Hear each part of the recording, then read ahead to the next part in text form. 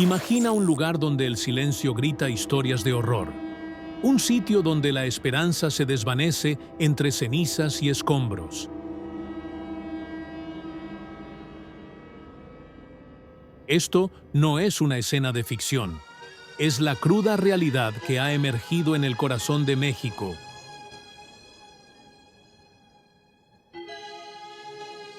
El 5 de marzo de 2025, el colectivo Guerreros Buscadores de Jalisco, movidos por la desesperación de encontrar a sus seres queridos desaparecidos, descubrieron en Teuchitlán una finca que ocultaba horrores inimaginables.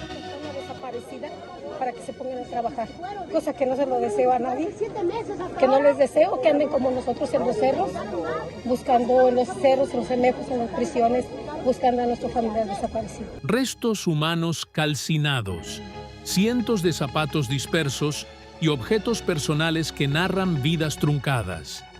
Este lugar, conocido como Rancho Izaguirre, era presuntamente utilizado por el cártel Jalisco Nueva Generación como centro de exterminio y entrenamiento. Hay un horno que destaca mucho porque son hornos como tipo, así como si fueran a hacer barbacoa. Ya ven cómo preparan la barbacoa, así de adentro, así son esos hornos. Esa parte de allá era donde estaban todo regado de los zapatos, y el altar, el famoso altar que le dio vuelta, estaba también allá de ese lado. La pesadilla no terminó ahí. Días después, otro hallazgo similar sacudió al país.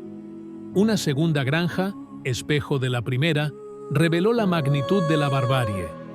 Estos descubrimientos evidencian una realidad escalofriante: la existencia de campos de exterminio operados por el crimen organizado en México. Nos llevaban un cuarto que le decían la carnicería.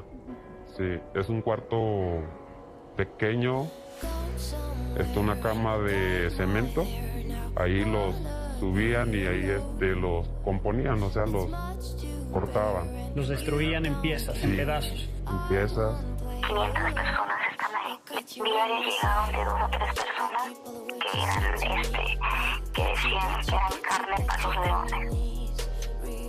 Cuando decían, vamos a echar estos a los leones son esos hornos que ustedes descubrieron.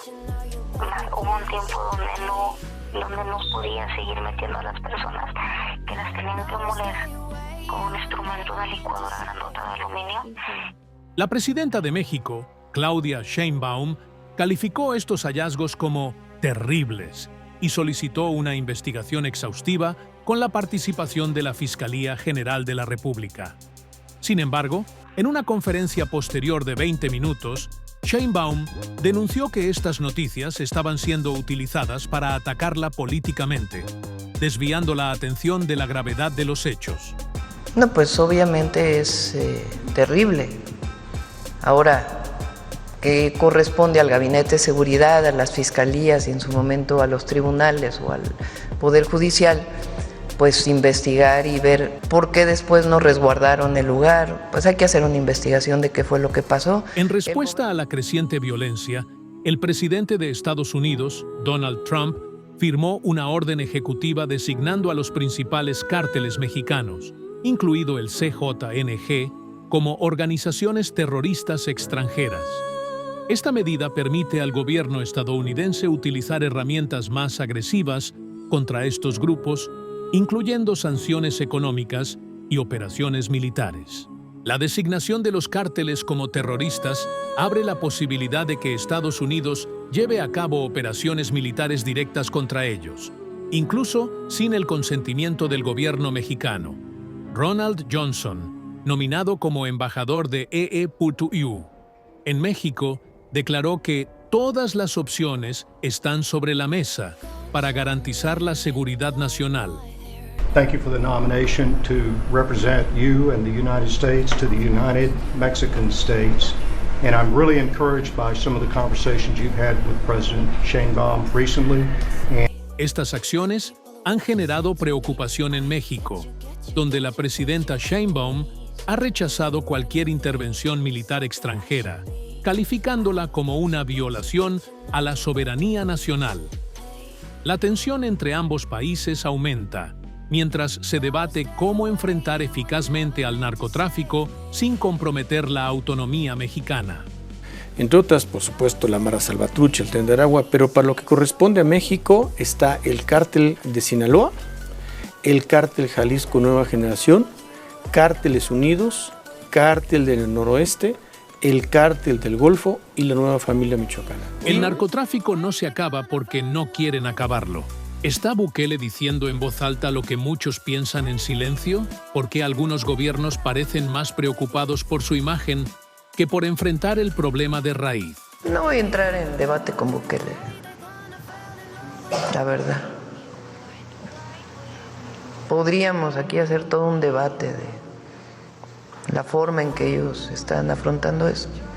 Él fue electo por su pueblo, pero al mismo tiempo pedimos respeto para México. Desde el gobierno anterior de Andrés Manuel López Obrador, la política contra la delincuencia y los carteles ha sido de abrazos, no balazos. Detrás de cada hallazgo macabro, hay familias destrozadas buscando a sus seres queridos. La crisis de desapariciones en México es alarmante, con miles de personas sin localizar y una sociedad que clama por justicia y paz. La lucha contra el narcotráfico y la violencia es una responsabilidad compartida que requiere la colaboración de gobiernos, organizaciones y ciudadanos. Solo juntos podremos construir un futuro donde la paz y la justicia prevalezcan. Si este contenido te ha parecido relevante, te invitamos a suscribirte a nuestro canal TerraVitae para más análisis y reportajes sobre temas que importan. With you.